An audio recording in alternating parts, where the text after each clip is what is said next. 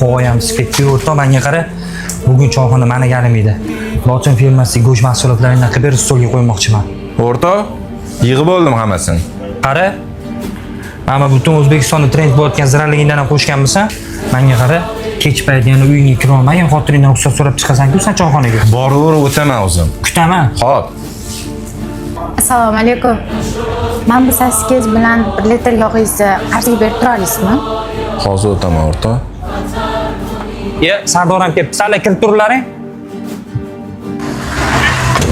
Ustingga nima narmanonasi kiyolsang bo'lmaydimi?